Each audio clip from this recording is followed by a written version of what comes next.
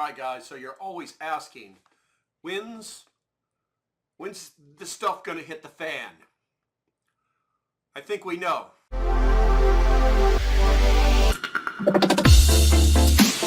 All right, guys, sorry for all the production, but it's already built into the videos that I make. This is probably one of the toughest videos I'll ever have to make. I've got some notes here in front of me, but I'm not going to spend a lot of time talking because I'm not the subject matter expert on this. Unfortunately, we're about to meet the subject matter expert on the problems that we're about to see. Basically, we have 70 days left in our food supply, and when we measure that with wheat, we measure that with oil, we measure that with a lot of different things, but it's basically 70 days worth of food. And then it's a crisis. This is the crisis event that people keep talking about. It's somewhere between 7 weeks and 70 days. This is not fear porn. You guys need to know up front, I don't do that. If you think that's what this is, then move the hell on, because nobody wants to hear your attitude. The news is projecting the blame game. The administration doesn't want to listen to anybody. And here's the real scary thing. They're telling nobody. Now, we all know about the worldwide food shortages. They're being caused by supply chain breakdown, geopolitical threats, the rumors of war. Shipping companies are in the red. They're going bankrupt. High shipping costs, high fuel prices, high energy prices. Fewer ships equals and fewer trucks to move the product. The freight index is dropping because of inflation. And before we go any further, here's what you have to do. Start storing water. Start storing canned goods. Put some security in place for yourself and your family. Now, how did I come about all this information? Because I'm clearly nobody special. I pay attention. I take the information that's been given to me and then I verify it. I go down the rabbit hole and I find out what it is. And unfortunately, I found out today it's the truth. So this is the video that keyed me off. And this guy is rarely wrong about anything. If you don't know who he is, he's the economic ninja. The reality is that he pays attention to and he nailed it. I read the article that he supplied. World has 10 weeks supply of wheat. Experts tell UN Secretary this is seismic. You read the article, you find the lady, you do all the research, and it's still very bland. Okay, let's verify it. What do we got? MSN.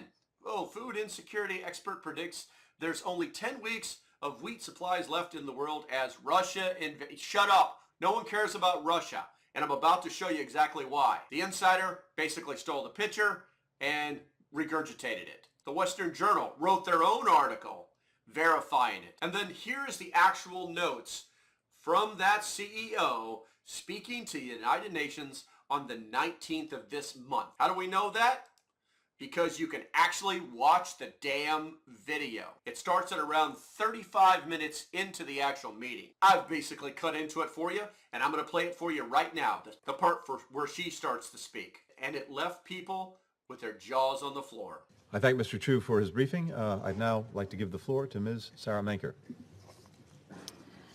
Thank you, Mr. President, for inviting me to address the Security Council.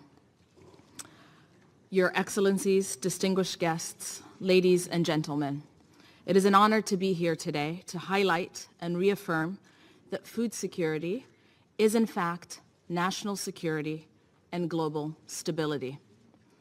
Before I share some data-driven insights on the state of our global food systems, let me tell you a little bit about Grow Intelligence.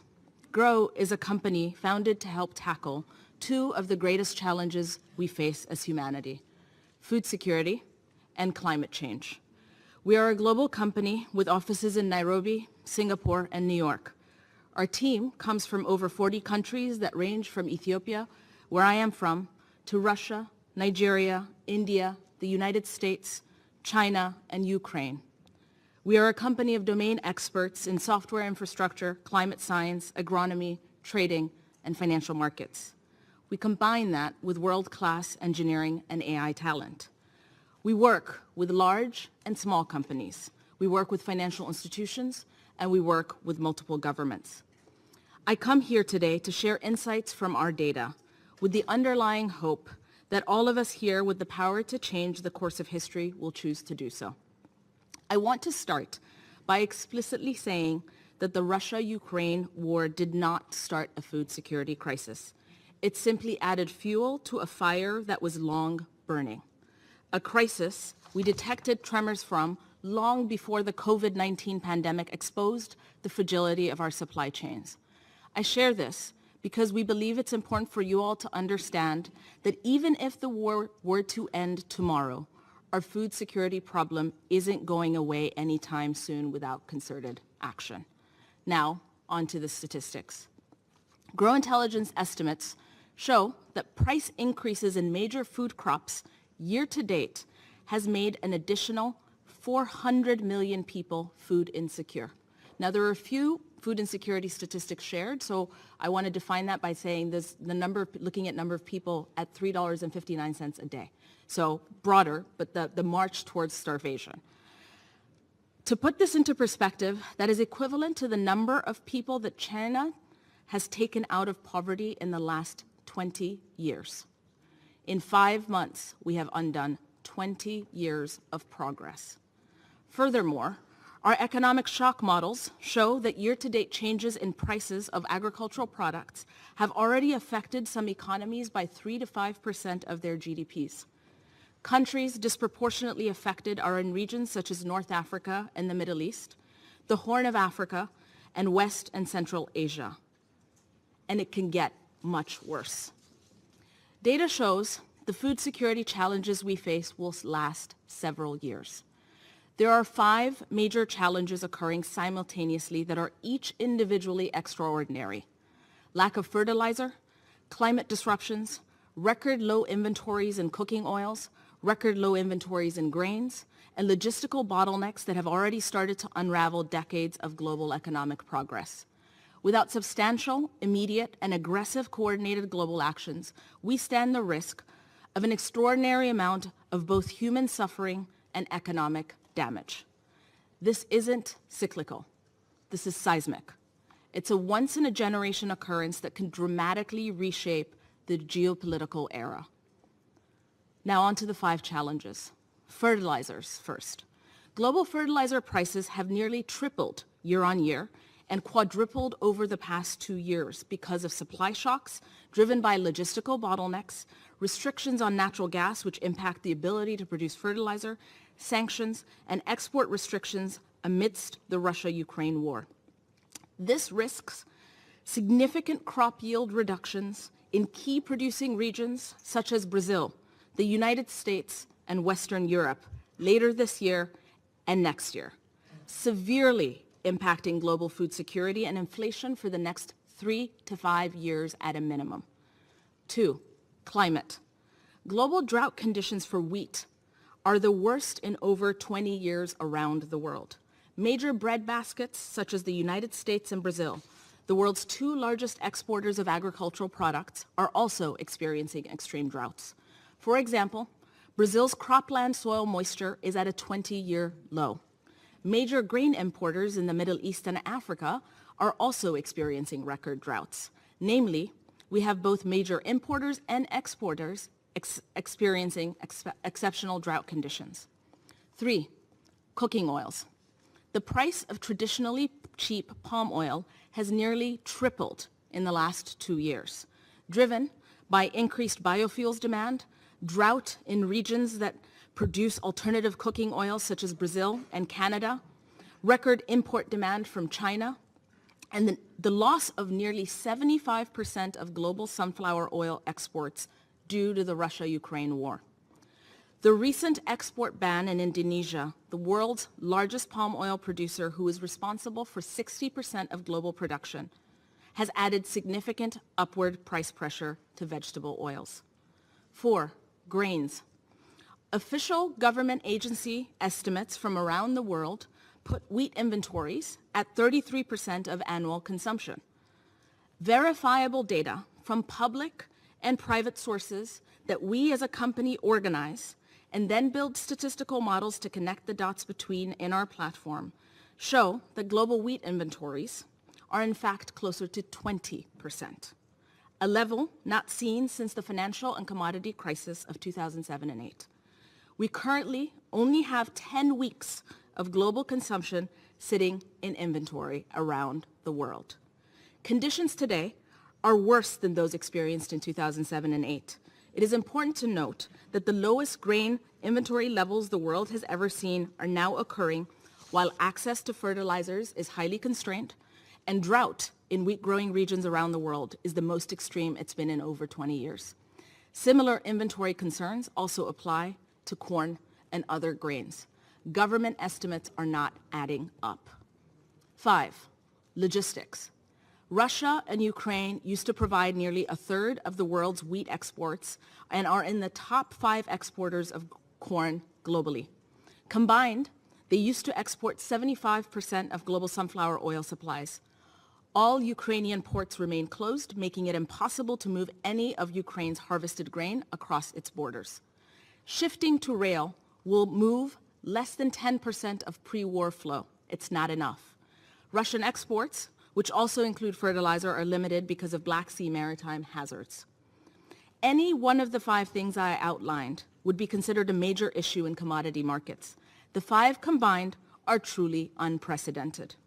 I come here today not to specifically offer or provide solutions, as there will be other venues to do so, but rather to x-ray and diagnose the problem for those of you in this room that have the power to change the course of our history. In a world that is increasingly isolationist, we need to come together. Food is personal, but our agricultural systems are global. There is no version of the world where every country has all the natural resources it needs to survive and thrive. One key takeaway from our data is how often we see repeated examples of cause and effect, highlighting surprising connections and interdependencies. For example, the United States, the most self-sufficient country globally, a consumption-weighted basket of food, a grocery basket, has doubled in price since April of 2020. Price increases were driven by unprecedented demand around the world, increase alongside climate-related supply-side shocks. We cannot solve food insecurity on a national scale anywhere. One thing we strongly believe: we can have a healthy economy and secure food system without degrading our environment. We have the capability to help everyone feel secure about having enough food.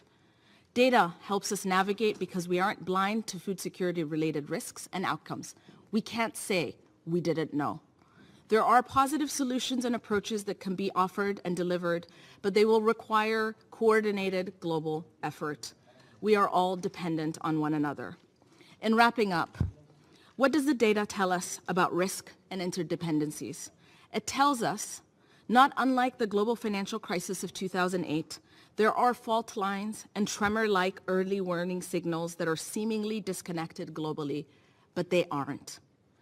What does the data tell us about hope? It tells us that while the next few years are going to likely be difficult as a result of the statistically unusual confluence of the 5 challenges I shared, we can coordinate a global response, eschew to each their own mentality as to food security and climate risk, be willing to have constructive, albeit discussion, and difficult conversations, and jointly accept that what we have to address is less of a food shortage and more of a crisis of prioritization. I thank you. I thank Ms. Maker for her briefing. Okay, so what can we do?